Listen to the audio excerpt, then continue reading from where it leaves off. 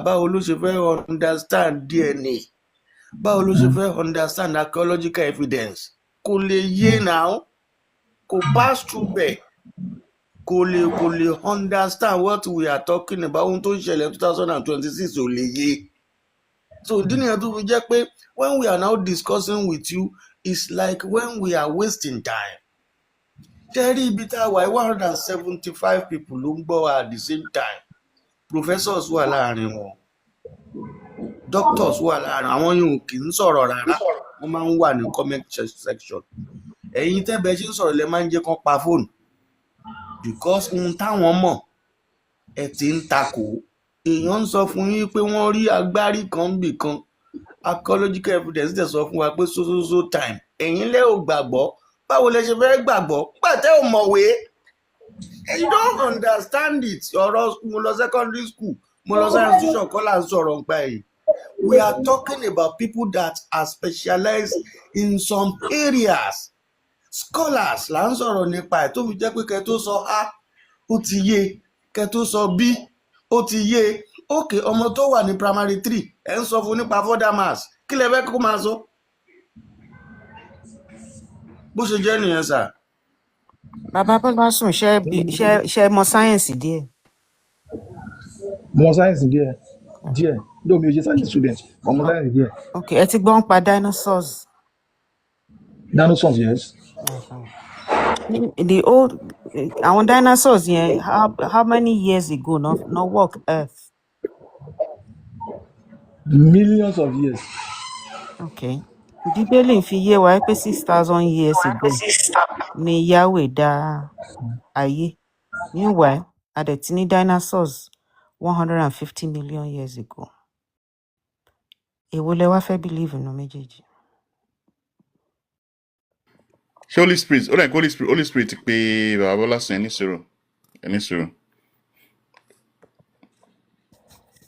Holy Ghost. Máa kàyé. Wàá dùn lójú ni pé kì í ṣe any other group of human lọ rí, kì í ṣe Homo sapiens ṣé ká ṣiṣẹ́ lórí Holy Ghost ni.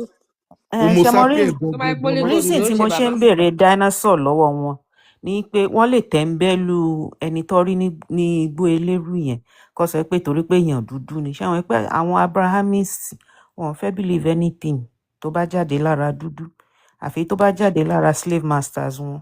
Tó bá jẹ́ àràbò ló gbé jáde àbóyìnbó ló gbé jáde, ìyẹn ló máa believe. Torí ẹ̀ mo ṣe ní ṣọ́ believe nù sáyẹ́nsì pé ṣọ́ gbọ́n pa dinosaur dẹ̀ náà wọ́n gbọ́. So bóyá wọ́n á gbà yẹn gbọ́ dáadáa ju ti gbé eléru yẹn lọ. What are dinosaurs? Nígbà tó ń sọ pé okay, what are dinosaurs?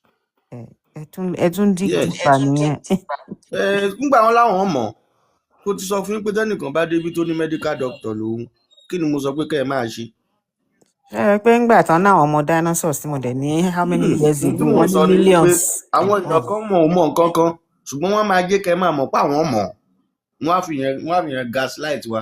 Mo tí èèyàn bá débi tó bá pè rẹ̀ ní medical doctor, ẹ máa bí pé what is your folio number? Folio number yẹn la máa gbé sójú screen, la máa wá type number yẹn ló máa gbé details ẹni yẹn jáde. Tí kì í bá ṣe is not a medical doctor. The same thing náà ni pé tí èèyàn bá sọ pé òun mọ irú dinosaur yẹn, wá bí wípé what are the dinosaurs? Kó máa ṣàlàyé tó bá mọ̀ lóòótọ́. No, ìgbà tó tẹ̀ ti dáhùn pé millions of years ago ni dinosaurs ti walk earth.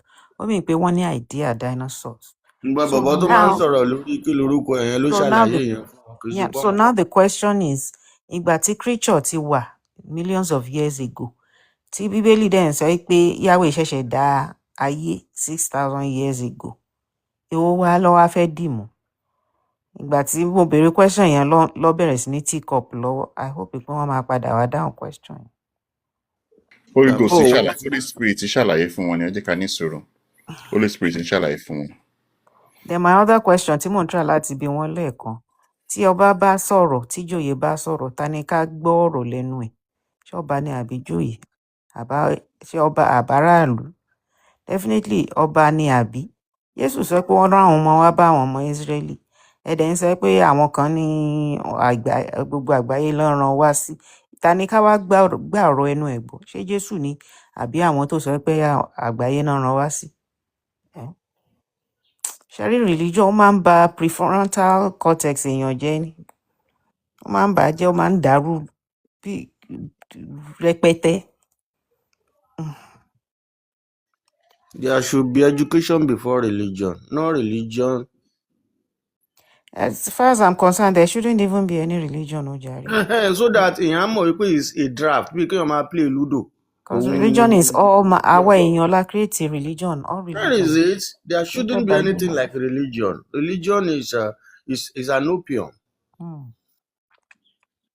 Bàbá Bọ́lá sùn, ẹ yẹ padà wá o. Ó yẹ kẹ́ ti mu tíì yẹn tán.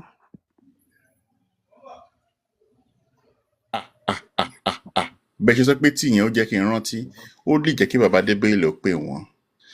Ẹja ní sùúrù fún wọn. Ẹ pọ́ mu tíì pẹ̀lú Jésù lọ́wọ́. Wí o, ẹ̀yin wí. Kò sí nǹkan tí kí ni nǹkan tó máa sọ yìí tí Musa ò ní rí ní gate. Ojoojúmọ́ lójú ńlá sí. Ojoojúmọ́ làwọn gan gain many experiences about these fake religions. We don't need it in our country. Ẹ káàbọ̀ Bàbá Bọ́lá sùn. So nǹkan tí mo sọ fún yín ni pé màá try láti gẹ́ẹ̀tì orúkọ máa yẹn later màá join in 1,000 years ago ó ní ayé ó round but àwọn èèyàn ò believe nínú ẹgbẹ́ yẹn wọ́n ní ayé flat ni. Ìyẹn kọ́ là ń sọ̀rọ̀ kí tó lọ. Ti dinosaurs là ń sọ. Mo mọ̀ dinosaur náà mo padà sí the later àwọn àgbẹ̀tì pé no ayé round so dinosaur tó ń rí àwọn kan lè sọ pé lóòótọ́ pé dinosaur exist for many millions of years but ìdá ayé ńlá jùlọ ni ẹ̀yẹ́ ká tún máa wò but ní tèmi I believe in Bible bíbélì lèmi gbàgbọ́ 18,000 years àti dá ayé Adam àti ìfúwà. So àwọn civilizations tó ti wà prior to 6,000 years yẹn ká dá gbogbo wọn nù. Ṣé mọ ọdún tí Ilé Ifẹ̀ ti resist ṣá? Àbí Sumeria gan pàápàá. Wọn ò ní believe yẹn ò sínú Bible. You need to understand that wọn ò rí inú Bible. Mo kí gbogbo ilé baba champion mo kí yín o. Yes sir. Ìyá lóde. Mo kí yín ayọ́mọ mo kí gbogbo ẹgbẹ́ nílé. Mo kí yín. Ẹjọ́ ẹ má bínú mo fẹ́ tọrọ káfárà ní bóyá ẹ lè gbà kí n béèrè question kan lọ́wọ́ bàbá wa Bọ́lá Sùn travel. Yes sir. Ẹjọ́ ẹ má bínú ṣe bọ́mọ̀ Ondo state ní. Bẹ́ẹ̀ ni sir. Ẹ má bínú eré ẹ̀bùn Ondo state tí Ondo state lè bínú. Ọmọ Àkúrẹ́ ni wọ́n ẹ fẹ́ Àkúrẹ́ má kó àwọn Ondo tó kù àwa dájú. Ẹ ní sùúrù ìyá lóde ẹjọ́ ọmọ Àkúrẹ́ ní. Bẹ́ẹ̀ ni sir. Àkúrẹ́ lè bínú. Èmi wá jẹ́ ọmọ Àràkálẹ̀ mo tún jẹ́ ọmọ Ọ̀dà ṣùgbọ́n ibẹ̀ yẹn kọ́ ni mò ń lọ sà. Bẹ́ẹ̀ ni wọ́n sọ pé ọmọ Òkè Àró lè bá sọ̀rọ̀ ó ń bẹ̀ yẹn o Òkè Àró. Ẹ má bínú ẹ ní sùúrù Òkè Àró yẹn gangan ẹ ní sùúrù Òkè Àró yẹn gangan ni mo ṣì wà ní ìjẹta ibẹ̀ ni grandma mi kọ́lé sí ní Alákàrà ibẹ̀ yẹn kọ́ ni mò ń lọ ẹ gbọ́ mi dáadáa sà. Ọmọ Àkúrẹ́ ni mo rè mí ìṣàlejò rárá kẹ́lẹ́ mọ̀ ló yẹ kí n sọ dialect. Nǹkan tí mo rí ń bẹ̀ ni pé bẹ́ẹ̀ ṣe ní ẹ̀ mọ ibi tí ìwé ilé rúwọ́ yà mí lẹ́nu because ẹ máa mọ Ìlà Arámọ̀kẹ́ ẹ̀ máa mọ Ìgbàrà Òkè wọ́n ń pè ìlú kan ní Ìsàlẹ̀ ó wà láàárín Ìlà Arámọ̀kẹ́ àti Ìgbàrà Òkè inú Ìsàlẹ̀ ìwé ilé rúwọ́. Ṣé ń gbọ́ mi? Mo gbọ́ yín. Ní nǹkan tó kàn yẹ̀ mí lẹ́nu bẹ̀ ni pé èmi ò ní lọ síta rárá ilé lèmi máa dúró sí bá lọ síta àlejò máa nǹkan tó ṣẹlẹ̀ ń ta yẹn àjọ rí ọ̀rọ̀ pé bóyá wọ́n ṣẹlẹ̀ ní Israel ó ṣẹlẹ̀ ní China nǹkan bẹ́ẹ̀ yẹn àjọ rí yẹn tí ilé ní ká jẹ́ ká dúró sí kínìdí ni pé ọmọ ilé lèmi àti yín ṣé rí nǹkan tí mo fẹ́ sọ ń bẹ̀ sá ni pé ní Ifẹ̀ lásán gan archaeological evidence gan fi hàn pé ẹnìkan wà ń bẹ ó ti jọba rí o tí o gbọ́dọ̀ morúkọ dáadáa tá mọ̀ ní Ọbalùfọ̀n wọ́n jẹ́ kó yé wa pé àwọn bíìdì tí wọ́n kó jáde ṣe gbogbo ẹ̀ over 4,000 years ni ó dẹ̀ ṣeé ṣe kó má jẹ́ pé ẹni sùúrù ó wá ṣeé ṣe kó má jẹ́ bíìdì tí wọ́n kọ́ ṣe nìyẹn ó jẹ́ tó ṣe gbẹ̀yìn kó tó kú ṣùgbọ́n èyí tí wọ́n fẹ́ kẹ́yìn fúnra yín gangan sáàṣì ń sìn lórí fóònù yín gangan ni pé wọ́n ní 6,000 years ní ayé tàwa which is 6,025 years 4,000 BC and 2,025 AD ṣùgbọ́n kàlẹ́ndà tí ilẹ̀ Yorùbá fúnra ẹ̀ ń kà látijọ́ tó ṣe ń kà dìsín wọ́n pè ní kọjọ́dà ọdún tá a wà nù ẹ̀ ní 10,067 years ẹ máa gbọ́ sáà o 10,067 years ẹ bá ṣe ká tiwa lélẹ́yìí kó tó di pé ọ̀rọ̀ Gregorian calendar yẹn dé. We have 4 days in a week. We have 4 days in a week, and we have 7 weeks in a month. We have 91 weeks in a year, and we have 13 months in a year. Ọdún dẹ̀ máa ń bẹ̀rẹ̀ ní June 3rd, ó máa parí ní the following year June 2nd. Kàlẹ́ndà ti ilẹ̀ káàárọ̀ òjíire nìyẹn tí ò ń ṣe ti ìta. Tí a dẹ̀ ti ń kà ń sìn tí wọ́n ti ń kà ń sìn over 10,067 years. Ìgbàgbọ́ tèmi dẹ̀ ni pé kàlẹ́ndà tó ń kà yẹn bẹ̀rẹ̀ láàárín Ìfẹ́ Òye Làgbo ni, kò sí ní Ìfẹ́ Òdáyé rárá. Àárín gan ló máa ti bẹ̀ nífẹ̀ẹ́ Òye Làgbo. So ṣé máa sọ pé ìtawà tún kà yẹn náà sìn kò tún right? Bóyá kẹ́ dá mi lóhùn sà, ẹ ṣé.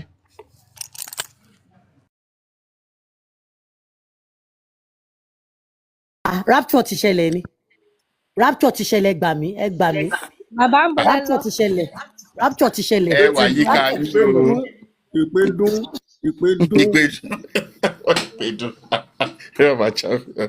Ok. Ẹ jọ ṣé góyì bàbá tó wá lẹ́ẹ̀kan tó sì wà ń bẹ̀. Ẹ go yí Bàbá apology. oní mẹ́sẹ̀jì Message ṣe the wà ń bẹ̀. word.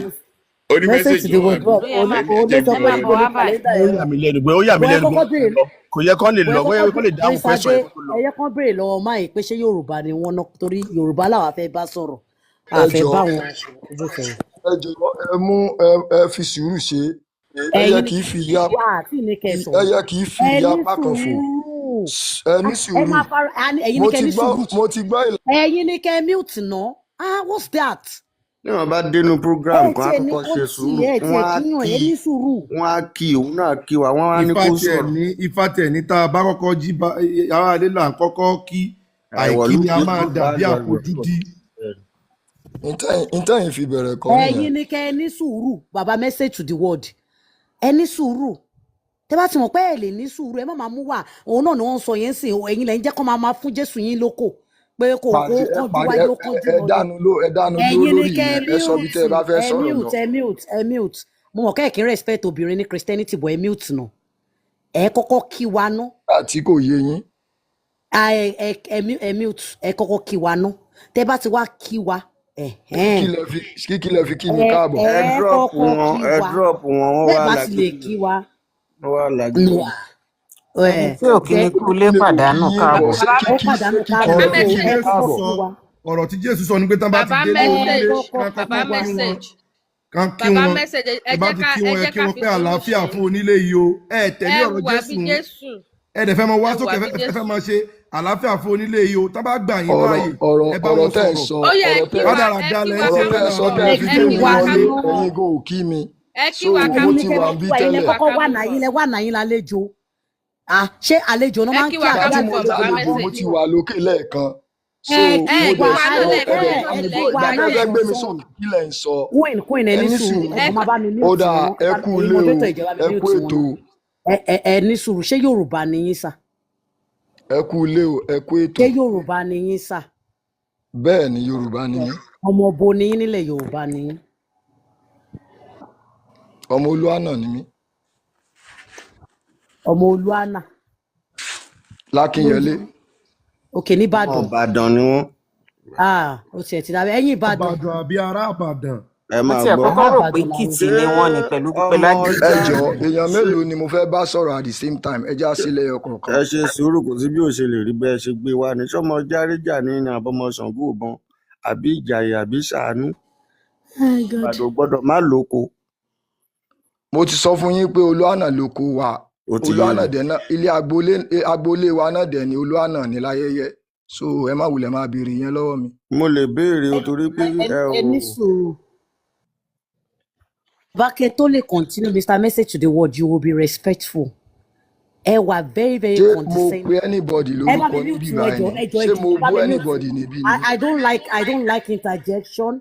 Can you mute for a moment? Thank you. You are very very condescending. Don't ever.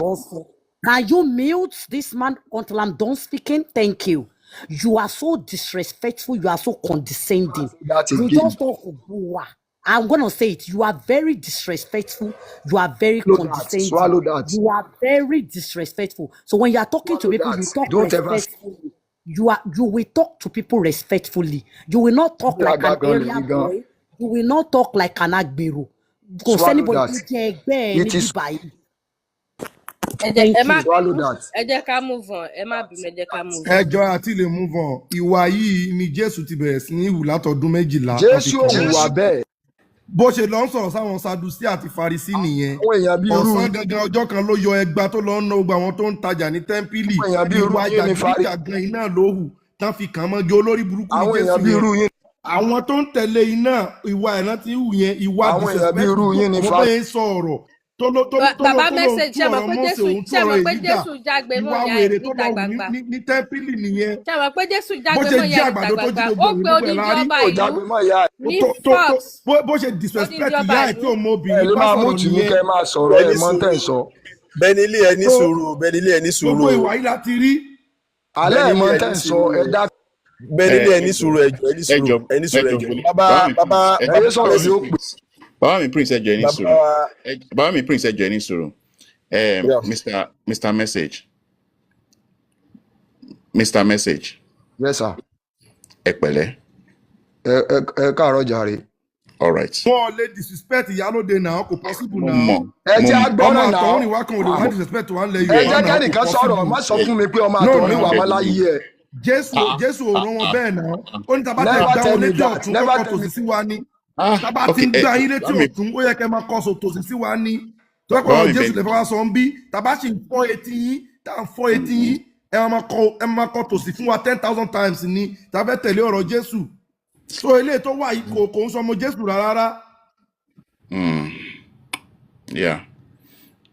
Ẹ jọ̀ọ́ ẹ má bínú èmi mo drop wọn kò lè má disrespect Benny sallallahu alaihi wasallam. Àtìyàwó empire sallallahu alaihi wasallam. Wọn dá àti alóde sallallahu alaihi wasallam wọn bí dá. Tí ò bá wà fẹ́ wà respectful kò sí nǹkan tó ń bọ̀ wá ṣe ń bì báyìí. Ẹgbẹ́ yín ni Jésù ni. Ẹjọ́ ẹ ní sùúrù. Mr. Message. Mr. Message. Kò ní já fún Jésù. Gbogbo ilé ẹjọ́. Jésù yẹn jẹ́ Yorùbá ni. Gbogbo ilé ẹjọ́. Ẹ má bínú. Mr. Message. Ṣẹ́gbẹ́ yín ni Jésù. Ẹ jẹ́ má bínú jàre. No, ẹ ní sùúrù. Ìyálóde ju Jésù lọ.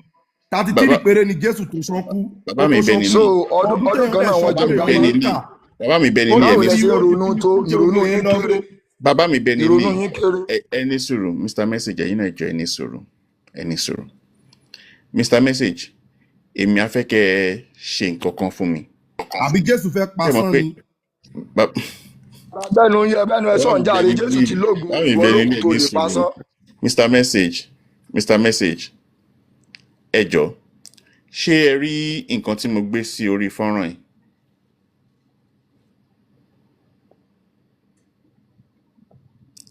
Ṣé ẹ rí nǹkan tó wà lórí fọ́nrán yìí sá? Bàbá mo rí ìbọn ẹyẹ ò kí ń fi ìyá apá kan fò mo rí. Ẹ ní sùúrù. Tẹ bá fẹ́ ká dialogue mo rí n tẹ́ ẹ fi síbẹ̀. Ẹ ní sùúrù. Okùn mọ́ kanra wọn. Ó yé mi ẹ̀yin ẹ kàn bá mi ní sùúrù. Ṣé rí verse 22 àti 23 yẹn ẹ kàn bá wa kà á sí gbogbo aráyé. Níbi tó sọ pé ṣùgbọ́n èso ti ẹ̀mí ni ẹ kàn bá wa kà á. Bàbá mo mọ gbogbo yẹn. So ti yín ẹ kà á síta ká gbọ́ ibẹ̀ yẹn kọ́ ni bíbélì ti bẹ̀rẹ̀ ibẹ̀ yẹn kọ́ ni bíbélì ti parí sí. No, ẹ má lo ideology yẹn fún mi mi ò kí n sọmọ kékeré. Ọ̀rọ̀ Jésù lélẹ̀ yẹn kà á. Rárá bíbélì bẹ̀rẹ̀ láti Genesis 1:1 ó parí sí Revelation 22:21. Ẹgbẹ́ Kristẹni ní gòkè tọ́ọ̀gì lélẹ́yìí. Bàbá mi kí lẹ́yìn ìwà wo lẹ́ ń wù gẹ́gẹ́ bí ọmọ Yorùbá ẹ ti ń sọ̀rọ̀ látẹ̀ẹ̀kan sí ọmọlúwàbí lẹ́ ń wù látòkè yìí tẹ́ẹ̀bà rẹ ní báyìí sọ̀rọ̀.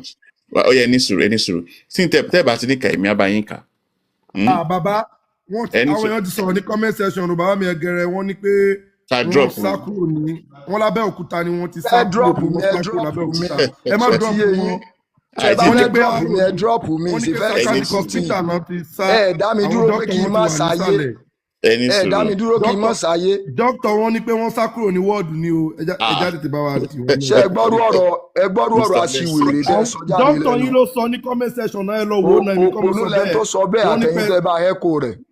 wọ́n ní pé dìgbòlugu ni òpònú ni yín sà kò yẹ kẹ́ sọ̀rọ̀ báyẹn tó bá jẹ́ pé lórí ìlú ṣe ẹ ní ẹ̀rí fún tẹ́ ẹ sọ yẹn ẹ gbádùn rárá ṣe ẹ ní ẹ̀rí fún tẹ́ ẹ sọ yẹn no ṣe ẹ lẹ́rìí fún tẹ́ ẹ sọ yẹn tí ẹ bá ṣe pé bóyá nǹkan sọ ọpọlọ tí yín gan ẹgbẹ́nu sọ̀rọ̀ jáde kẹjá gbọ́rọ̀ jọ bàbá sọ̀rọ̀ lọ́pọlọ kó máa sọ̀rọ̀ lọ èyí tẹ́ ń sọ̀rọ̀ sí wèrè ní kẹ́ dákẹ́. bàbá ọdẹ tútù àbí kí wọ́n máa ń pè ọdẹ orí ẹjọ́ sẹ́ lágbo ẹ̀ bàbá ṣàfihàn ẹjọ́ ẹ ṣe ẹ bá wa júwe fún wọn.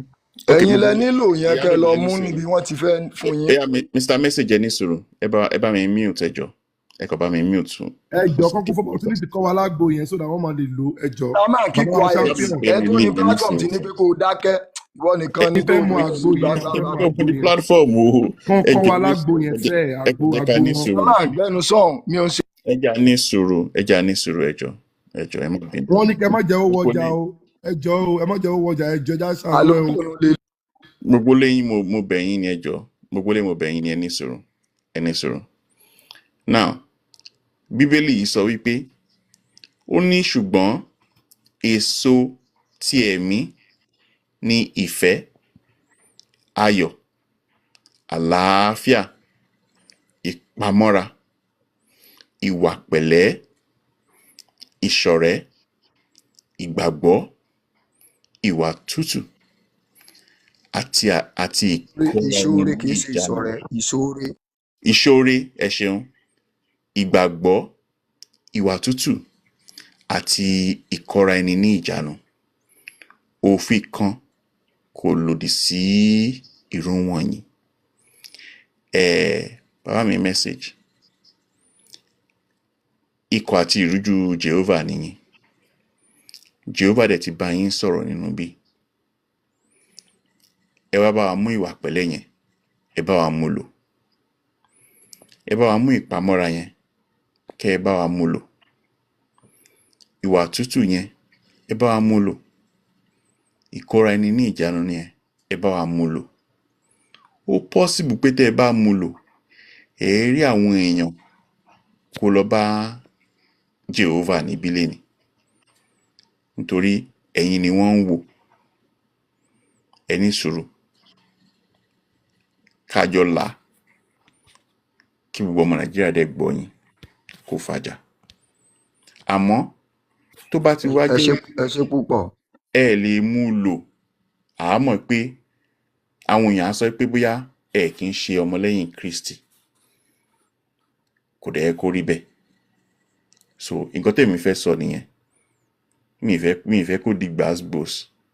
ẹ ṣe púpọ̀ kí a máa tó tẹ̀síwájú sá mo dúpẹ́ lọ́wọ́ yín fún oúnjẹ ká ẹ ní sùúrù mo ti sọ fún yín pé ẹyẹ ò kì í fi ìyá apá kan fò so ká wá tó tẹ̀síwájú nínú ọ̀rọ̀ wa sísọ màá fẹ́ kẹ́ ẹ jọ bẹ́ẹ̀ sí bá mi display kíní ìbàbẹ́ gẹ́rẹ́mìtì ẹ bá mi display Deuteronomy 32:39 ẹ ṣe. Ok nítorí mo ti display tẹ́ẹ̀dẹ̀sọ̀ èmi náà máa display fún yín. Deuteronomy kílẹ̀ pé 32:39. Deuteronomy 32:39. Ok ẹni sọ̀rọ̀.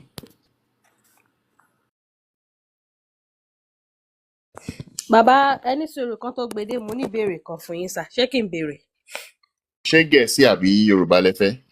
Kò sí kankan nu méjèèjì tọ́lọ́run ràn mí lọ́wọ́ láti lè comprehend àti láti kà. Ok. Ṣé kí n béèrè mi sà? Ẹ jẹ́ ká kọ́kọ́ fẹsẹ̀ mú bíbélì mọ́lẹ̀ náà. Ẹsẹ̀ ọ̀rọ̀ bíbélì simple question this sir. Àní ẹ ní sùúrù ẹ jẹ́ ká kọ́kọ́ fẹsẹ̀ bíbélì mọ́lẹ̀ mo ti sọ fún yín pé ẹyẹ kì í fi ìyá apá kan fò. Ọ̀rọ̀ bíbélì náà ni mo fẹ́ bá yín sọ ṣé ẹ mọ̀ pé mo ti ní kẹ́ ẹ ní sùúrù ẹ jẹ́ ká fẹsẹ̀ bíbélì mọ́lẹ̀. Old Testament New Testament ṣé inú Old Testament lẹ́yìn fẹ́ fẹsẹ̀ bíbélì mọ́lẹ̀ sà so that tá bá bẹ̀rẹ̀ ètò kò ní máa di gbọ́n mi sí omi ò tó ni o.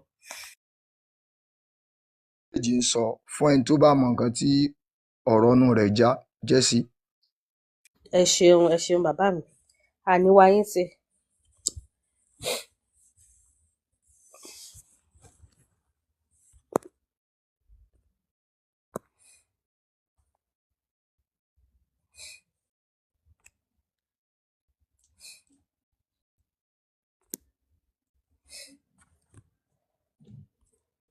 32, 38.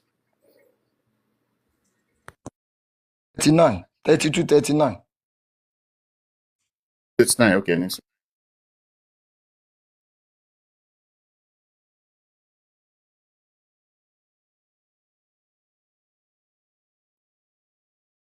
Bẹ́sà wo nísinsìnyí.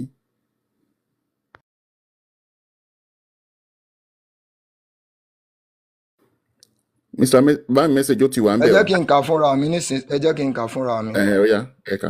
Ó ní wò nísinsìnyí pé èmi, àní èmi ni, kò sì sí Ọlọ́run pẹ̀lú mi. Mo pa, mo sì sọ di ààyè. Mo sá lọ́gbẹ́, mo sì mú jiná. Kò sì sí ẹnìkan tí ó lè gbà sílẹ̀ ní ọwọ́ mi. Ìyẹn ni wípé ẹni tí a sọ wípé èso rẹ̀ ní ibi tẹ́ ẹ kà yẹn ó jẹ́ àwọn ohun tí ẹ kà sílẹ̀. Bákan náà ni ó ṣe ní èso tó jẹ́ wípé bó ti jẹ́ Ọlọ́run àlàáfíà bẹ́ẹ̀ náà ló jẹ́ iná ajónirun. So ẹ jẹ́ ká fi pẹ̀lẹ́kùtù ká fi ṣètò yẹn. Ó sọ pé méjèèjì lòun ń ṣe. Ẹ̀mí ẹni tí àwa gbà méjèèjì ló lè ṣe, ó lè sá lọ́gbẹ́ ó sì lè mú jiná. So ìdí nìyẹn tá a fi gbọ́dọ̀ lo méjèèjì. So ó ti yé wa báyẹn. So téèyàn bá gbé gbóná fún mi màá gbé gbóná fún un. Téèyàn bá gbé tutù fún mi ẹjọ́ màá ṣe gbé ẹlẹ́rìí tutù fún ibi un. tán ti gbé gbóná fún Jésù tó dẹ̀ gbé gbóná fún wọn padà ẹ fún wa lẹ́rìí. Ẹ ṣé púpọ̀. Ẹ lè bá mi gbé ìwé Matthew 23 wá ká wo nǹkan tí Jésù sọ ń bẹ̀. àti pé ibi tẹ́ ẹ̀ kà ń sìn Ọlọ́run ló Yahweh Jésù ló ń náà ni sọ̀rọ̀. Ọlọ́run tó ti yé yín. Ok, Jésù náà ni Ọlọ́run Yahweh ó ló ti ń yé sọ̀rọ̀ yín. yẹn nípa ara ẹ̀, kò sọ pé ẹ̀yin, Jésù náà ló ń sọ̀rọ̀ níbẹ̀ yẹn kó tó wá kò sọ gẹ́gẹ́ pé bí ẹ̀yin ni Jésù. kẹ́ ẹ gbé Orúkọ kan gbóná, náà ni. òun ló sọ pé òun ń gbé gbóná. Ẹ máa gbọ́ àwòrán rẹ̀ ló dá mi àti ìrí rẹ̀ tẹ́ bá ka Genesis 1:26. Tó ti yé yín. ẹjọ́ gbogbo ilé ẹjọ́ fún mi ní ìṣẹ́jú kan o. Bàbá ẹni pé Jésù náà ni Ọlọ́run, òun náà Bẹ́ẹ̀ ni ni, Yahweh, bẹ́ẹ̀ ni. òun náà Yeshua, Yeshua ẹni náà ni sùúrù Yahweh, ẹni Yeshua náà sùúrù ni Yahweh. ẹ ṣáà ní sùúrù ẹni sùúrù. Ẹjọ́ ṣe mọ̀ pé ẹ̀yin Christian ẹ máa ń kara yín kún ẹlẹ́ṣẹ̀. Ṣé Jésù yẹn náà lẹ́ṣẹ̀? Ẹ ṣé púpọ̀. Òun náà ni ẹni tá a ṣẹ̀ sí. So òun náà ló sì ṣètùtù ẹ̀ṣẹ̀. Òun náà Ẹni lẹni tó sì sùúrù dáríjì ẹ wá. bá ti dáhùn ẹni sùúrù òun náà lẹ́ṣẹ̀, òun náà dẹ̀ ló wá sáyé. Bẹ́ẹ̀ ni. Ṣé kò lè dáríjì yín láì wá sáyé wá kú? Mo fẹ́ràn yín. Ṣé ẹ ti bímọ? Ẹ kọ́kọ́ dáhùn ìbéèrè mi sà. Ẹ má wọrí. Ìgbà míì wà tó jẹ́ pé téèyàn bá fi ìbéèrè dáhùn ìbéèrè ó máa ń jẹ́ kẹ́ni tó béèrè ìbéèrè kó ní òye púpọ̀ sí lórí ìbéèrè rẹ̀. Mo níṣẹ́ ti Ó dáa bímọ. kẹ́ tó kọ̀ntínú. Ẹni sùúrù kẹ́ tó kọ̀ntínú ìbéèrè yín. Ẹ Ẹ dá jẹ́ mi kí n lóhùn kọ́kọ́ ìbéèrè fún tèmi náà. Mo fẹ́ ẹ dúró ṣàlàyé ẹ nǹkan dúró kan fún ìyálóde yín ẹjọ́ ni màá ẹni dá ẹ yín bá sùúrù. lò. mi ṣí bí Èmi ẹ ò bá kí mi ń ṣí wọrí. nìkan èmi ẹ ò bá kí ń mi dá Ẹ ẹ yín má yes or wọrí. no. nǹkan mi mi ò dá sọ̀rọ̀ yẹn kẹ bá mi ṣí Ìyálóde ẹni nǹkan sùúrù. sílẹ̀ ẹ bá mi ṣí John 3:16 Ok, sílẹ̀ ìbọ̀lẹ̀. John 3:16 ni kẹ padà sí Ok, torí wọ́n ní pé ok, Jésù ok. láwùjọ yẹ ká ló dá pé popular verse Ok, Èmi ok. mọ ẹ bá Bíbélì mi láti ṣí Genesis ẹ 1 má wọrí àmọ̀ pé ẹ to mọ̀ ẹ bá mi ṣí Revelation kalẹ̀ 22, ẹ mo 21. mọ̀ Ṣó pé ti yé yín? mo mọ̀ bọ́ ẹ kọ́ bá mi ṣí kalẹ̀ ìjọ ẹ má bínú ẹ má yẹ ká ṣe back and forth ìjú ẹ yẹ ká padà sínú Bible sọ ṣé ẹ ti Ok, ṣí ok. Ṣé kí Revelation Kálẹ̀ àbí bá wí kílẹ̀ pé ṣé John John èmi lẹ ní kí n ka 3:16 John Bíbélì fún yín 3:16 àbí? bẹ́ẹ̀ ni Kò nídìí kí n ṣẹ̀ṣẹ̀ máa ṣí Bíbélì ẹ̀yin kí n kọ́ ni tó mo kà ẹ̀yin ni yẹn. kọ́kọ́ lè wà ń bíbá bàbá Àní ẹnu sùúrù ṣé mi ni kí n gbé sójú screen ni àbí kí lẹ àwọn fẹ́? ẹ̀yin kọ́ mo ti sọ fẹ́ni tó máa bá mi gbé ẹni ẹ máa bá mi gbé ẹ má wọrí ẹ má wọrí ẹ má wọrí bàbá sàmì ẹ má ẹ ti sọlẹ́tọ̀ fẹ́ máa prove difficult o. ẹ má bínú àǹtí Mi ò ẹ bá prove wọn difficult. Mi ò ìwà prove Jésù difficult. nìyẹn ìwà Jésù nìyẹn ẹ má bínú ẹ wò mọ́ wọn lára ó yá Kò sí ẹ bá mi sí John ara tá 3:16 a máa ń sọ náà nìyẹn. Bàbá mi ẹ ní sùúrù náà as a Christian ṣe bí ìwà Jésù lẹ̀ ń hù. Gbogbo ìwà tẹ́ bá ti ń hù ó gbọ́dọ̀ jẹ́ ìwà tó jẹ́ ìwà Jésù. Tábà tí wọ́n sọ pé ìwà Jésù lẹ̀ ń hù ẹ dẹ̀ ń bínú. Ẹkún ló máa ń bá kún wá mi ì bínú bọ̀ ẹkún ló máa ń bá kún wá. So Ẹni tí ó ẹ bú má wọ́n sọ pé èèyàn gbogbo wípé ìwà sí ìwà ẹni tí Jésù. ó bú èèyàn Túbọ̀ kan ẹni Christianity sùúrù gangan nìyẹn. ẹ So máa gbogbo gbọ́ ìwà sà jàgídíjàgan tẹ́ bá ẹ hù máa gbọ́ ìwà sà Jésù ẹni ni. tó bá máa sọ pé èèyàn ń hùwà báyìí òun náà ní hùwà yẹn ẹ̀yin náà ń ṣe nǹkan tẹ́ ní Jésù ń ṣe yẹn John náà. 3:16 ṣé ṣé ẹ bí tí ì nǹkan rí tẹ ni. kà jáde fún wa lẹ́ẹ̀kan nìyẹn ń sìn ẹ̀ náà ń gbé gbóná ẹ̀yin náà dẹ̀ ń gbé gbóná wọn ò bú yín náà. mi ò sọ pé ẹ̀ ń bú mi. ẹjọ́ ẹ tí bá mi ṣe ni. Queen ta ló fẹ́ bá yín ẹ sí. má bàbá kò ṣe gbogbo ọ̀rọ̀ lẹ́ máa fèsì sí náà. gẹ́rẹ́ mi tẹ́ bá mi ṣe. gbogbo ọ̀rọ̀ ló lé sí o. gẹ́rẹ́ mi tẹ́ bá mi mo ṣe ti ń John gbé bọ̀ 3:16. wá. ó kẹ́ ẹ tí ń gbé bọ̀ Queen ó kẹ́ ẹ ṣe. This man is a hothead. mo ti ẹ má sọ underground Lórí word ọkọ̀ tó tí gbé bá o. wà òkè. ok ẹ bá mi ṣé wọn máa lè bá mi Ó gbé ní- ó ti wà àpàyàn ńbẹ̀. yìí sọ̀kalẹ̀ díẹ̀ torí ó ti blọọkì lára àwọn verses yẹn ok bàbá ẹ mọ̀ pé sọ wípé Jésù ṣé ìyá bí jòjò ti sùn báyìí. ẹ má wọrí àmàlẹ́ English ẹ má wọrí ẹ mọ̀ pé bàbá bọ́ ẹ mọ̀ pé sọ pé Yahweh àti Yeshua ẹni kọ̀ọ̀kan náà ni wọ́n. Yahweh ni Yeshua tá à ń pè ní ok Jésù. òun náà ni ó yẹ ẹ bá mi ka 16 yẹn kí ló sọ sà. nítorí tí Ọlọ́run fi aráyé tó bẹ́ẹ̀ gẹ́ ó fi ọmọ bíbí rẹ̀ kan ṣoṣo fún ni kí ẹnikẹ́ni tí ó bá gbàgbọ́ kí ó má bàa ṣègbé ṣùgbọ́n kí ó lè ní ìyè àìnípẹ̀kun. ó yẹ ẹ bá mi ka 17 yẹn sà. nítorí Ọlọ́run kò rán ọmọ rẹ̀ sí ayé láti dá aráyé lẹ́jọ́ ṣùgbọ́n kí ó lè ti ipasẹ̀ rẹ̀ gba aráyé là. ok ẹjọ ta náà ẹ má wọrẹ fi yẹn lẹ so ta ni Ọlọ́run ta ni ọmọ ẹ ní Bible passage tẹ ẹ ka yìí. ẹ ṣe púpọ̀ mo fẹ́ràn ìbéèrè yín ó dẹ̀ dáa gan. now kí ló dé tí Ọlọ́run fi jẹ́ ọmọ Ọlọ́run ẹ ní kí wọ́n display Isaiah 9:6. rárá ẹ ká dúró. ẹ farabalẹ̀ mo ti sọ fún yín pé bíbélì ẹ farabalẹ̀ mo sọ fún yín pé bíbélì. don't tell me that no ẹ ní sùúrù. bíbélì bẹ̀rẹ̀ láti ọ̀rọ̀ Yahweh àti Jésù là ń sọ̀rọ̀ lé lórí mo lè fẹ́ fún yín ní ẹ̀rí láti inú bíbélì.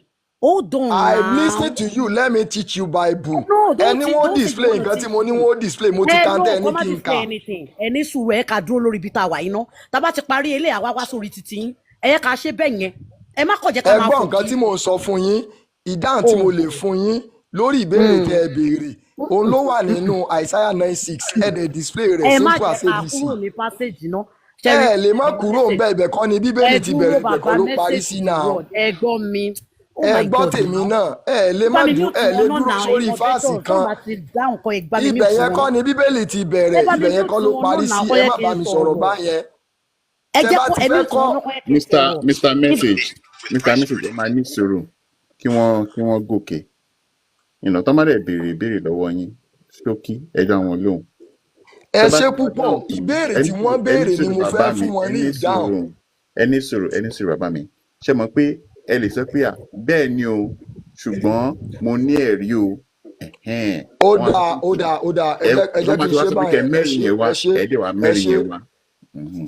Jésù Ọlọ́run náà ni ọmọ ẹni tí a pè ní Ọlọ́run nínú ẹsẹ̀ bíbélì yẹn ẹnìkan náà tí ó sọ pé ọmọ òun náà ni Ọlọ́run nínú ẹsẹ̀ bíbélì yẹn so àti wá àlàyé tí mo wá ní ni mo wá sọ ibi ní ẹsẹ̀ bíbélì tí mo pè fún yẹn. ẹ dúró nǹkan tèmi bá yín sọ mi ò bá yín argue mi ì dẹ̀lẹ́ ní ṣí Bible passage tẹ́ fẹ́ ṣí ẹ̀yẹ kó yé mi àti yín tó yẹ yín bẹ́ẹ̀ sí nǹkan tèmi bá yín sọ ni pé lórí Bible passage yìí two people are speaking èèyàn kan ń sọ èèyàn tó ẹnìkan ṣoṣo ló ń sọ̀rọ̀ òwe ló fi ń sọ̀rọ̀ ní Jésù. ẹni sùúrù ṣé bẹ́ẹ̀ ṣe jẹ́ message to the world ń sìn ẹ̀yin náà tún ni ọmọ message to the world ṣé nǹkan tí mo kàn tẹ̀ ń sọ fún mi.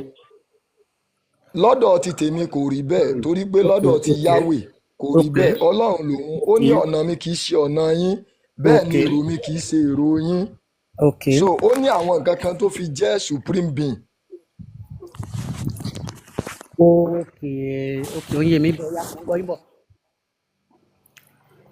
so àlàyé tí mo wá fẹ́ ṣe fún yín lórí ẹsẹ̀ bíbélì yìí ni wípé kò sí okùn tó tá a máa fà tàbí tá a máa so tí ò níbi tó ti ń gùn bọ̀ ibi tẹ́ ẹ mú wáyé nǹkan ni ibi tí bíbélì ti bẹ̀rẹ̀ ibẹ̀ kọ́ dẹ̀ ló parí sí ọ̀rọ̀ kan ti ń bọ̀ ṣáájú ká tó dé ibi ọ̀rọ̀ tẹ́ ẹ kà yìí so ti yé yín báyìí so tá a bá gbójú kò lára ọ̀rọ̀ tó ti ń bọ̀.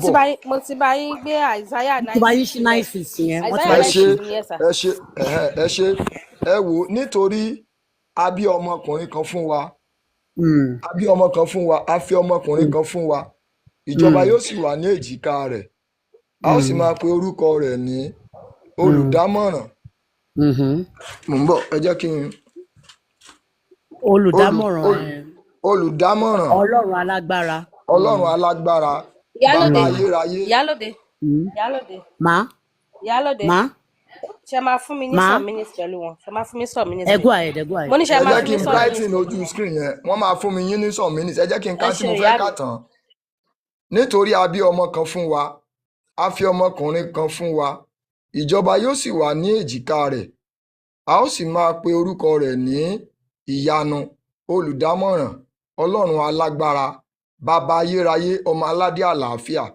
Ẹ wo ọ̀rọ̀ tó gbólóhùn orúkọ méjì tó tẹ̀léra wọn yẹn. Ohun kan náà ni bàbá ayérayé, òun náà sì tún ni ọmọ aládé àlàáfíà. Ṣóyé wa báwọn. Torí ẹ̀ ń sọ pé èèyàn lè jẹ ọba kó tún jẹ ọmọ ọba, ìtumọ̀ kan tẹ̀ ń sọ nìyẹn. Hello, ẹsẹ̀ bíbélì yìí fìdí ẹ̀ múlẹ̀ wípé ọmọ kan tí a bí fún wa yẹn ohun kan ṣoṣo náà ni bàbá ayérayé, òun náà sì ni ọmọ aládé àlàáfíà. Ẹ ṣé gan ni.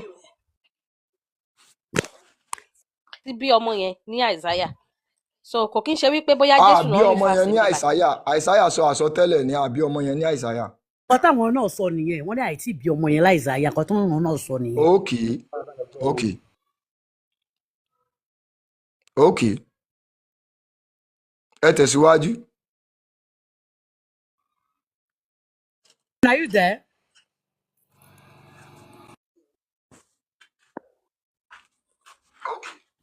Queen àṣẹ wa ń bẹ̀. Ló sọ pé Bible verse yìí nìkan ló pèèyàn ní Ọlọ́run. Ṣé mo ń sọ̀rọ̀ ṣá? Ok, àṣẹ ń gbọ́ yín sìn ní àgbẹ̀. Mo wà pẹ̀lú yín. Queen àṣẹ̀ṣẹ̀ ń gbọ́ yín ni o, Queen àṣẹ̀ṣẹ̀ ń gbọ́ yín ni. Ok, bàbá message. Mo ní ṣe Bible verse yìí nìkan ló pe èèyàn ní Ọlọ́run nínú Bíbélì sà? Kìí ṣe ẹsẹ̀ Bíbélì nìkan ló pe èèyàn ní Ọlọ́run. Jésù gan sọ fún àwọn Júù. Ó ní pé tí a bá pè yín ní Ọlọ́run, ó ní a kò bà ìwé mímọ́ jẹ́. Àwọn ta ni ó sọ fún wípé Ọlọ́run ni ẹ̀yin ṣe nínú ìwé orin Dáfídì.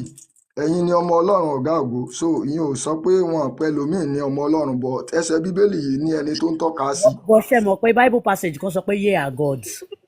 Iná mo ti kà fún yín ní ìsìn. Mo ti sáìtì fún yín yẹn pé Jésù sọ wípé nígbà tí ẹ̀dúró mo kàn fẹ́ kájọ òru ni èmi ò bá yín àgìw, èmi ò bá yín jà. Bible èmi máa bá yín wéwò. So Bible sọ pé ye are gods. So tó bá wá pèèyàn ní mighty God, ṣé ó mean pé Yahweh ni? Ṣé ẹ ti rí Igbo text kìíní rí? Ọ̀rọ̀ àmú ń bọ̀. Ẹ gbọ́ mi, mo ní Hebrew Bible and I'm a theologian. So tẹ́ bá fẹ́ sọ̀rọ̀ kẹ́ ẹ máa rí ẹni tẹ́ ẹ bá sọ̀rọ̀. Theologian, wonderful. Yes, I'm a theologian. Ó ti yé yín. So I'm inclined to what I'm talking about.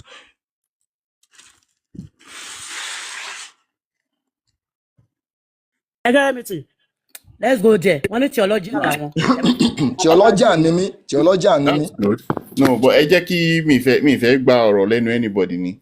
So ẹ jẹ́ kí káwọn èèyàn béèrè question táwọn fẹ́ béèrè nù. Káwọn wá continue. Exactly. Ẹ jẹ́ kí mi ò since tẹ́kùn ti ní theologian làwọn. Yep. So ìyá mi Queen àwọn yẹn tẹ̀síwájú. Ṣé kí mi sáré béèrè tèmi? Go ahead. Okay, mo ń bọ̀ jẹ́ kí mo fẹ́ gbé verse yẹn jáde ni o. Okay, ṣé káwé kí n sáré béèrè why tẹ́ fi ń gbé jáde so that. Ẹ ṣe. Mo ti gbé jáde báyẹn. So ó ní sà, this is Ezekiel sir, Ezekiel 39 verse 17 and 18. Okay. Ẹ jẹ́ kí n kà fún yín. Ó ní àti ìwọ ọmọ ènìyàn, báyìí ni Olúwa Ọlọ́run wí, sọ fún olúkúlùkù ẹyẹ àbíyẹ àti fún olúkúlùkù ẹranko ìgbẹ́ pé ẹ kó ara yín jọ kí ẹ sì wá, ẹ gbé ara yín jọ ní ìhà gbogbo sí ẹbọ mi tí èmi sì rú fún yín, àní ìrúbọ ńlá. Ẹ gbá ara yín jọ, not ẹ gbé ara yín jọ, ẹ gbá ara yín jọ. No problem, kankan náà ṣì ni. So mo ń bọ̀, kí ni ẹ ti cover ìsọjẹ́ kí n kà látòrí fóònù mi. Mo ń bọ̀ sà, ṣẹ́jú kan.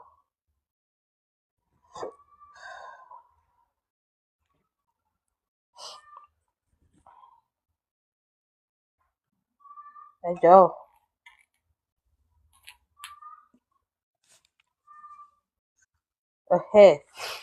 So ẹ jẹ́ kí n ṣẹ̀ṣẹ̀ bẹ̀rẹ̀. Àti ìwọ ọmọ ènìyàn, báyìí ni Olúwa Ọlọ́run wí, sọ fún olúkúlùkù ẹyẹ àbíyẹ àti fún olúkúlùkù ẹranko ìgbẹ́ pé ẹ kó ara yín jọ kí ẹ sì wá ẹ gbá ara yín jọ ní ìhà gbogbo sí ẹbọ mi tí èmi ti rú fún yín, àní ìrúbọ ńlá lórí òkè gíga Ísírẹ́lì, kí ẹ̀yin ba lè jẹ ẹran kí ẹ sì mu ẹ̀jẹ̀. Ẹ̀yin ó jẹ ẹran ara àwọn alágbára, ẹ̀yin ó sì mu ẹ̀jẹ̀ àwọn ọmọ aládé ayé, ti àgbò, ti ọ̀dọ́ àgùntàn àti ti òbúkọ, ti akọ màlúù, gbogbo wọn àbọ́pa Báṣánì. So onímọ̀ọ́kà yẹn sà. Ìbéèrè yín. Ṣẹlẹ̀ ẹ̀. Ìbéèrè mi ni wípé kí ló dé tí Jehovah Yahweh tó fi sọ pé káwọn èèyàn máa jẹ ẹran ara èèyàn kó dẹ̀ máa mu ẹ̀jẹ̀. Ṣé ènìyàn ló ní kó wá jẹ ẹran ara èèyàn àbí àwọn ẹyẹ? Ó ní kó kó ara wọn jọ. Ẹ tún tẹ́ ẹ̀ka yẹn kà padà to comprehensively. Okay. Àti ìwọ ọmọ ènìyàn, báyìí ni Olúwa Ọlọ́run wí, sọ fún olúkúlùkù ẹyẹ ìbíyẹ àti fún olúkúlùkù ẹranko ìgbẹ́ pé ẹ kó ara yín jọ. So nígbà yẹn ó dárúkọ sọ fún olúkúlùkù ènìyàn. Ẹ gbá ara yín jọ ní. Sorry, Queenah, ṣé ní ibi ọ̀rọ̀ tẹ́ ẹ kà ẹ́? Queenah, ibi gbólóhùn ọ̀rọ̀ tẹ́ ẹ kà yìí ẹsẹ̀ bíbélì tẹ́ ẹ kà ẹ́. Ó ní àti ìwọ ọmọ ènìyàn, ẹ ní sùúrù. Ó ní àti ìwọ, ẹ ní sùúrù. Ẹ wò látòkè. Ó ní àti ìwọ ọmọ ènìyàn sà. Ó ní àti ìwọ ọmọ ènìyàn. Yes sir. So ẹ lè nìṣó ńlẹ̀. All right, ẹ farabalẹ̀, ẹ ti mix things together. Ẹ jẹ́ kí n bá yín take care kẹ́ ẹ kà comprehensively. Ó ní àti ìwọ ọmọ ènìyàn, kí ló béèrè láti bẹ̀? Ó ń bá a sọ̀rọ̀ kan bọ̀ ní tẹ́ ẹ bá ka ẹsẹ̀ tó wà ṣáájú ẹsẹ̀ tẹ́ ẹ mú wá. Jerry, èmi ti kà láti ìbẹ̀rẹ̀. Ẹ ní sùúrù, ta ló ń pè ẹ farabalẹ̀? Ta ló ń pè ní ọmọ? Àní ẹ hold on. Ẹ dẹ̀ lè ka English ẹ kẹ́ fi understand. Àní ẹ hold on, mo understand. Mo ti ka Bible from Genesis 1 to Revelation 22:21. So I understand what I'm saying. Ó ti yé yín báyìí. Now tẹ́ bá kan tó ń bá bọ̀, Èsìkẹ́ẹ̀ ló máa ń pè ní ọmọ ènìyàn nínú ìwé Èsìkẹ́ẹ̀. Èsìkẹ́ẹ̀ ló ń pè ní ọmọ ènìyàn. Ó ń bá a sọ̀rọ̀ ni, òun ní ìwọ Èsìkẹ́ẹ̀lì, báyìí ni Olúwa Ọlọ́run wí, sọ fún olúkúlùkù ẹyẹ àbíyẹ àti fún olúkúlùkù ẹranko ìgbẹ́ pé ẹ kó ara yín jọ. Àwọn ẹranko àti ẹyẹ ó ní Yahweh sọ fún Èsìkẹ́ẹ̀lì wípé kó sọ pé kí wọ́n kó ara wọn jọ sí jíjẹ ẹbọ àwọn ara ènìyàn yìí, kì í ṣe ènìyàn ló ní kó jẹ ẹran ènìyàn bí.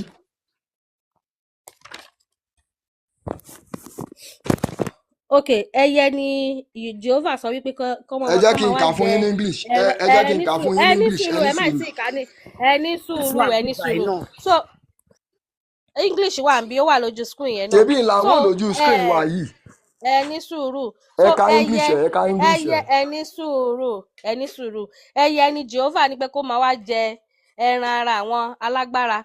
Ẹyẹ dẹ̀ ni Jehovah ní kó wá máa mu ẹ̀jẹ̀ àwọn ọmọ aládé ayé, right? Ẹ̀yin lè gbọ́n sókè kẹ́ka English ẹ̀ mú bọ̀ wá. All right, ẹ jẹ́ kí n kà fún yín ní English, màá wá explain fún yín. Now, this is a prophecy. Màá wá ṣàlàyé fún yín. Ó ní and thou, O son of man. So I think you understand it like that. And thou, O son of man, comma, thus said the Lord God, speak unto every feathered fowl and to every beast of the field, assemble yourselves and come, gather yourselves on every side to my sacrifice that I do sacrifice for you. even a great sacrifice upon the mountains of Israel, that ye may eat the flesh and drink the blood. This is to the fowls and to the beast, not to woman. And thou, son of man, comma.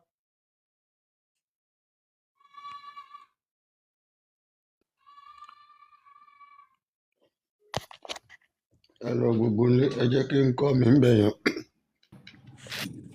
Ṣé mo lè kọ́ mi gbogbo ilé? Ẹ tẹ̀síwájú bàbá mi kan. Okay, John chapter 6 verse 53. Ẹ gbé síwájú.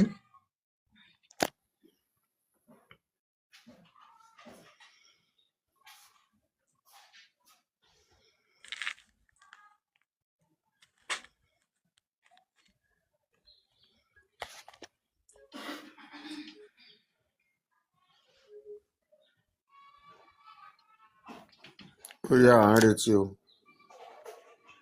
Yes, sir, mo ń gbé bọ̀ wá. Ẹ jọ̀ọ́, ṣẹ́jú kan o.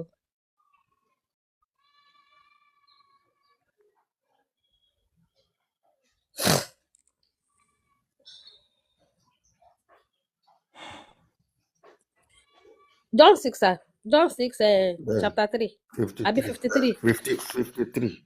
Okay, sir.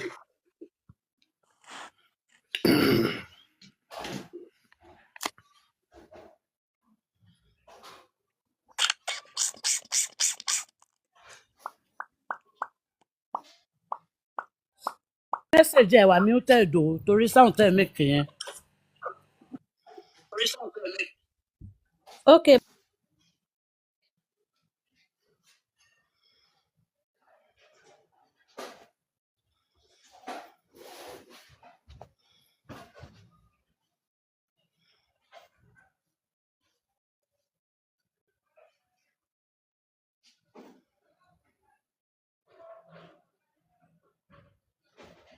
Kò yẹ kó pẹ́ tó ìkẹ́.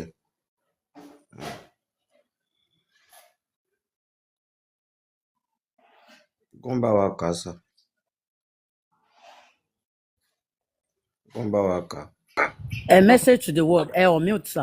Nígbà náà ni Jésù wí fún wọn pé, lóòótọ́ lóòótọ́ ni mo wí fún yín, bí kò ṣe pé ẹ̀yin bá jẹ ara ọmọ ènìyàn, tí ẹ̀yin sì mu ẹ̀jẹ̀ rẹ̀, ẹ̀yin kò ní ìyè nínú yín. Yes. So, verse tẹ kálẹ̀ kan yẹn ló ṣẹ̀ṣẹ̀ wá establish ní àsìkò ìgbà tí Jésù. Not at all. Not at all. Ẹ jẹ́ kí n Not at láìkí sà. now. Mo like interjection ní tèmi o. Àtìgbà tẹ́ tí ń sọ̀rọ̀ mi ò sọ anything. But sir, when we make mistake, we Èmi can ò like correct ṣé each kí other. èmi máa drop jàre. Mr. Message. Ẹ calm down. Tó bá ti sọ̀rọ̀, nǹkan tó bá ti ń sọ ẹ̀yin ẹ kọ sílẹ̀. You will have a chance to respond. Nígbà tí à ń ka títẹ̀ kan, n ò sọ pé spiritually ni Bíbélì ń sọ. Ṣùgbọ́n tó bá máa sọ eléyìí ń sìn, wọ́n á ní spiritually ni. Mo fẹ́ kẹ́ bá wa explain di títí bí ṣe jẹ́ physical, tí lè ṣe jẹ́ spiritual. Kí ló ń sọ lọ́ṣẹ̀lẹ̀ ń bí? Kí ni wọ́n fẹ́ try láti establish fún wa? Ṣé ẹ ti béèrè question yín? Ṣó tán? Bẹ́ẹ̀ ni sir, èyàn kì í máa sọ ṣùgbọ́n fún ẹni téèyàn ò bá mọ ìjẹ. Ẹ má bínú, tí mò ń béèrè ni wípé bóyá ẹ sì ní question mi tẹ́ fẹ́ béèrè fún. Mo ti dákẹ́ mo ní ẹ dáhùn. Ẹ má bínú. Now, both side àwọn ibi méjèèjì tá a kà yìí, ọ̀rọ̀ àsọtẹ́lẹ̀ ni àwọn méjèèjì, kò ń ṣe ọ̀rọ̀ immediate effect. Now, Jésù tó ń sọ wípé bí kò bá ṣe pé ẹ bá jẹ ẹran ènìyàn, ọmọ ènìyàn, tàbí ẹ bá mu ẹ̀jẹ̀ rẹ̀, ẹ kò níyè nínú yín. Òun náà ń sọ nípa ìkànmá àgbélébù rẹ̀ ni, èyí tí a pa ara rẹ̀ lára torí pé òwe ló fi ń sọ̀rọ̀. Ṣé mo ní ẹ̀rí fún pé ó ń fòwe sọ̀rọ̀? Ẹ jẹ́ ká ka John 16:25. Èmi ò tí ì lọ ọbẹ̀ yẹn o. Mo ń bọ̀, ẹ ní sùúrù. Ẹ ṣe sùúrù. Ibi tí mò ń lọ kọ́ ẹ ti láì tí ẹgbà tá à ń sọ̀rọ̀ títẹ̀ kan, ẹ gbé wa lọ sí any other place. Mi ò tiẹ̀ wá sọ wípé bóyá tẹ̀mí ni àbí tara, ẹ̀yin lẹ àsáàtì yẹn sínú ọ̀rọ̀ wa. Nítorí pé wọn ò ṣẹ̀ṣẹ̀ ń sọ. Ibi tí mò ń lọ ni pé ẹ má ronú fún mi, bàbá. Ẹ má ronú fún mi, ẹ má gbẹnu mi sọ̀rọ̀. Ẹ jẹ́ kí n sọ̀rọ̀ fúnra mi. I'm not talking to you alone. I'm talking to almost 151 people at the same time. now wọ́n kúkú ní kí n sọ̀rọ̀ ni kì í ṣe pé bóyá ó wù mí láti sọ. Now the thing is this, tá a bá wá rí pásítọ̀ kan tó wá ń jẹ ara èèyàn tí wọ́n ká mọ́ lọ́wọ́ àti tí ó mu ẹ̀jẹ̀ èèyàn tí wọ́n ká mọ́ lọ́wọ́, ẹ jọ̀ọ́ ṣé ohun tó ṣe yẹn kò ní ṣe pẹ̀lú ohun tí fásitì yìí sọ sà? ẹ ṣe púpọ̀, ìbéèrè yín náà máa fún yín ní ìdáhùn torí ó dàbí wípé tiyín lẹ fẹ́ kí n gbà ẹ fẹ́ gbà tèmi. Now mi first opinion mi lé yín lórí, but I will be màmá sọ̀rọ̀ nínú within the scope of the Bible, that is biblical jurisdiction. So Bible náà ní jurisdiction ti tiẹ̀. Now ibi tó ti ń sọ̀rọ̀ yìí, ǹjẹ́ àríbì kan tí àwọn èèyàn wá tẹ́ Jésù sílẹ̀ báyìí tán wá yọ àáké àti àdá tì tí wọ́n wá bẹ̀rẹ̀ sí í jẹ ẹran rẹ̀? No, n tó ń sọ kọ́ nìyẹn níbẹ̀ yẹn. Ó ń fi òwe bá wọn sọ̀rọ̀ ní ti ìgbàgbọ́ tí wọ́n ò ní nínú ìpalára rẹ̀ àti ẹ̀jẹ̀ tí ó ta sílẹ̀ nígbà tí a bá ń pa lára. N ló fi fún wọn ní àkàrà nígbà tí wọ́n ń jẹ ń jalè Olúwa ní Matthew 26 kó tó di pé wọ́n mú un, wọ́n kàn má gbélébù. Ó ní ó ṣe ń jẹun, ó mú àkàrà, ó pín, ó fún wọn, ó ní èyí ni ara mi tí a bù fún yín. Ó sì mú ago ọtí wáìnì, ó pín fún wọn, ó ní èyí ni ẹ̀jẹ̀ mi tí a ta sílẹ̀ èyí fún àmì májẹ̀mú titun fún ìmùkúrú ẹ̀ṣẹ̀. Ẹ máa ṣe èyí ní ìrántí mi. So òwe ni nǹkan tó ń sọ níbí báyìí sà, kò ń ṣe pé bóyá ó ń sọ̀rọ̀ literally. Ṣé gbogbo ohun tó ṣẹlẹ̀ ni a kọ sílẹ̀ nínú Bíbélì ṣá? Ẹ máa gbọ́ sà, kì í ṣe gbogbo ohun tó ṣẹlẹ̀ ni a kọ sínú Bíbélì. Tó bá jẹ́ pé ńgbà yẹn wọ́n fi nǹkan kan gún un lára, wọ́n ta sínú lórúkọ ẹ̀yẹn, wọ́n mú tán ọ̀dẹ̀ kọ́. Kò ṣeé ṣe kán fi nǹkan gún lára kí Bíbélì fi yẹn pamọ́. Nígbà tí wọ́n fi ọkọ̀ gún ní ẹ̀gbẹ́, a kọ wípé wọ́n fi ọkọ̀ gún ní ìhà. Èyí tán fẹ́ ká gbọ́ nìyẹn. No, wọ́n fi nǹkan kan pamọ́ níbẹ̀ yẹn. Ẹ ṣe sùúrù sà. Ẹ má àṣàtì tí ó bá sí nínú Bible. Mr. Message, ẹ ní sùúrù náà. Kí a ṣe wọ́n bá. Tó bá ti sọ pé kẹ́ ṣe sùúrù, ẹ máa ní sùúrù náà. Kí ló dé tẹ́ kó sí wọn lẹ́nu tó báyìí? Ẹ mọ nǹkan tá a máa ṣe.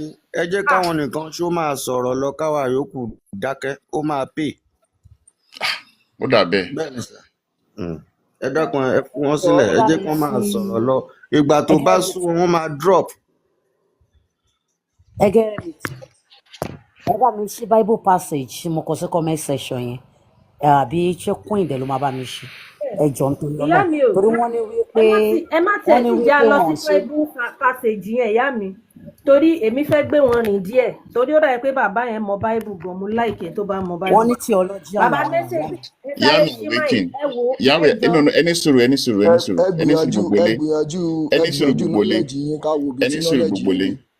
ẹni sùúrù gbogbo lé. Bàbá mi champion yìí ń sọ̀rọ̀ lọ́wọ́. Wọ́n dẹ̀ ń try láti engage Mr. Message. Mr. Message, ṣé ẹ fẹ́ ká fún yín láyè kẹ́ sọ̀rọ̀? Kakọ̀ fún yín kakọ̀ jókòó ká máa gbọ́ yín. Àbí ṣe lẹ fẹ́ kí a jọ interact pẹ̀lú ara wa? Ẹ ṣé púpọ̀, mo fẹ́ ká interact ni. Bọ̀ ṣe rí ní tí Bíbélì ò bá ti sọ, ká má accept ẹ̀, èmi ò assume. Mo ń explain Bible ni, I'm not assuming. Mo ń explain Bible ni. Lóòótọ́ ni Bíbélì sọ wípé àwọn iṣẹ́ mìíràn ẹni sùúrù ẹ jẹ́ kí n make submission. Ẹ kí ìbéèrè kékeré mo kàn béèrè lọ́wọ́ yín. Now, nǹkan tó wà ń bẹ̀ ni, bóyá èèyàn fi kún, bóyá èèyàn ń yọ kúrò, tẹ́ni yẹn ló ń sọ. Ẹ̀yin náà, ẹ ṣàfikún tiyín, kẹ́ ṣàyẹ̀yà kúrò tiyín. It's not about èèyàn tó ń bá yín sọ̀rọ̀. It is about the 152 people who are listening. Tí wọ́n fẹ́ gbọ́ nǹkan tẹ́ ẹ fẹ́ sọ. Bóyá àwọn náà, bóyá wọ́n máa yà sí ìlànà ibi tí nǹkan tẹ́ ẹ ń sọ, àbí wọn ò ní yà síbẹ̀. Oníkálukú á sọ tiẹ̀, kò ṣe dandan kẹ́ ẹ gbà. Kò lè ṣe dandan káwa náà gba titi yín. Bó ẹ jẹ́ a sọ káwọn aráyé lè gbọ́. So ẹ jẹ́ ká ní sùúrù fúnra wa, ẹ jọ̀ọ́. So tí bàbá mi champion bá ti padà, màá bẹ̀ wọ́n pé kí wọ́n continue pẹ̀lú yín. Ká fi sùúrù tó. Tó máa ti sọ tí wọ́n tán, ẹ̀yin náà ẹ sọ titi yín. Kò burú. Ẹ ṣé. Bàbá mi champion. Ẹ wo inú ìwé Luke. Okay, yeah. Chapter 9, verse 1 to 2. Yeah, Queen, ẹ ṣe lè bá gbé jáde Luke 9:1-2. All right, sir.